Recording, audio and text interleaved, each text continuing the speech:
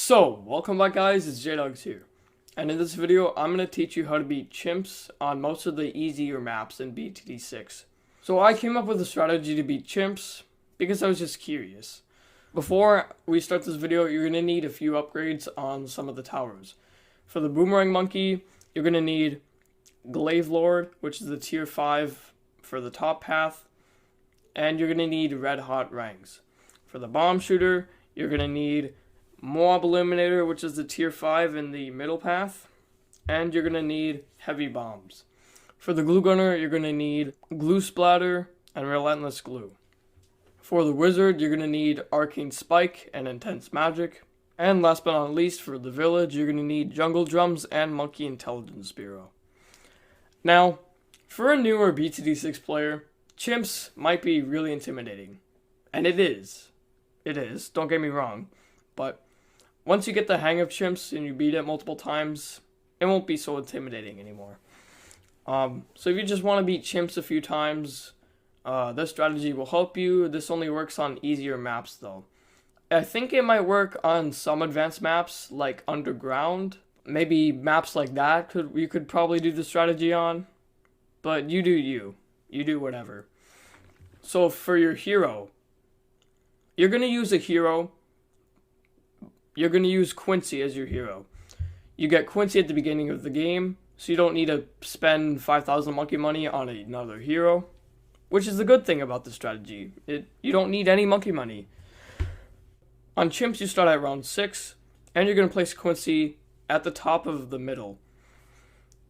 At about round 8, you're going to place a Boomerang Monkey next to Quincy. You're going to upgrade the Boomerang Monkey 3 times on the top path, also known as a 3-0-0. The Boomerang Monkey will help Quincy pop some of the balloons like yellow balloons and pink balloons early game, so don't worry about dying. The Glaive Ricochet Boomerang Monkey is really good because the Glaive automatically bounces from balloon to balloon, and the Red Hot Rangs makes it do more damage. This is a really good tower, especially for cleaning up ceramic balloons, and other grouped balloons. At about 3,200 cash, you can upgrade it to 402 Boomerang, or a more Glaives. Now, after that, you're going to want to place a Village. I'm going to try and place it down in the middle. Oh wait, I can't. Whatever, I'll just place it up here. Now you're going to want to upgrade it to a 0-1-0, and then a 0-2-0. This way, the Boomerang Monkey can see camo balloons. You're going to buy bigger radius on the Village, and then place a Bomb Shooter in the middle of the top right circle. And then upgrade it to 2-3-0. And set the targeting to strong. If you don't know how to do that, beside the word first, there are 2 little arrows. One pointing to the left and one pointing to the right. Tap or click the one on the left once, and then it'll be set to strong. This way, it will target the strongest balloon in its radius. Now we're going to want to save up our money. And we're going to buy the Glaive Lord right away. So, towards the end of round 58, you're going to have $34,000, and you're going to upgrade the Boomerang Monkey to Glaive Lord. The Glaive Lord has 3 glaives revolving around it. These glaives can pop camo balloons without village buffs or whatever, which is pretty nice. But the actual Boomerang Monkey can't pop camo balloons without village buffs. But the Glaive Lord is so good.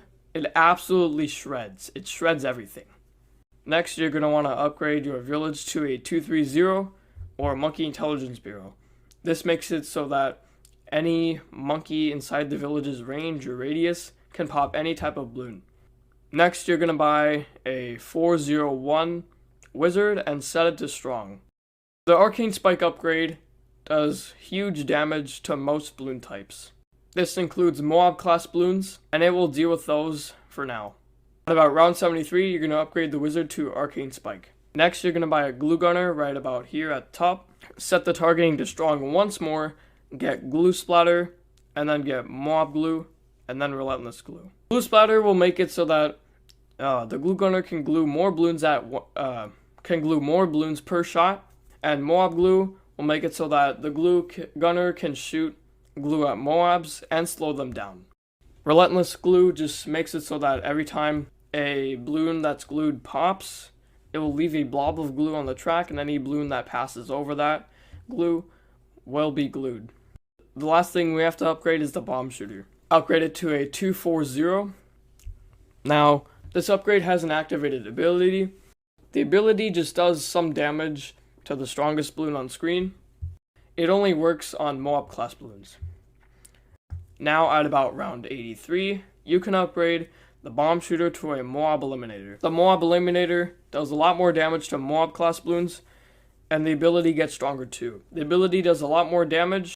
The cooldown for the Moab eliminator ability is 6 times faster than the tier 4 ability. On round 95, you're going to want to use Quincy's level 3 ability or the middle ability on the bottom left when the DDTs come by.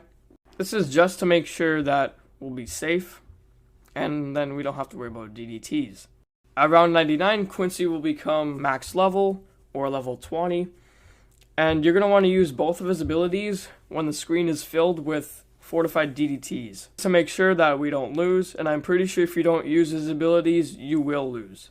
Now on round 100, you're going to want to use the Moab eliminator ability. This will help pop the bad balloon really fast, and then the Glaive Lord and Quincy will finish it off. And there you have it. That's the short guide to chimps. That's my strategy on how to beat chimps on a lot of the easy maps. If you just beat a map on chimps, you'll get a little red medal. But if you beat chimps without restarting or exiting to the menu in the middle of a chimps game, you'll get a black chimps medal. As you can see, as of right now in my profile, I have 18 chimps medals, red and black, for single player, and for co-op I have 3 red and black chimps medals. I'm going to tell you why this strategy works. The reason this works is because you don't need to grind XP on upgrades for your towers. You only need a total of 2 tier 5 upgrades, which can be difficult to grind for. When you're starting the game, of course. The next reason my strategy works is because you only use a total of 6 towers in the strategy. I've watched a few other strategies and they use at least 8 to 10... Sorry, I have the hiccups. They use at least 8 to 10 towers in their strategies. The less amount of towers, the simpler it gets. That's all I really have to say. Like I said earlier, I looked at a few videos and watched them all the way through to see what's good and what's bad about their strategies. In this video early on in the strategy, it'll be on screen right now, this content creator called Dabloon has a flaw in his strategy really early on. He was talking about positioning a sniper monkey in such a way so that when he upgrades it to a shrapnel shot, it hits the balloons behind the ones being shot by the sniper monkey. This can be a problem for some people because you might just be starting the game, and if you don't position the sniper monkey perfect or even close to perfect, then the shrapnel shot is basically useless. Later in the video, he uses a permaspike and doesn't set the targeting to close. I don't know why, this just really bothers me in general. Next, he places an alchemist with acidic mixture dip to buff the permaspike so that it can pop lead balloons, but doesn't do anything else with it. Using permaspike for your defense can be really sketchy. I've been playing this game for 2 years and it's still sketchy to me unless I use permaspike to help me survive and not rely on it like he does. The balloon uses the permaspike to rely on DDT popping power, and you probably shouldn't be doing that.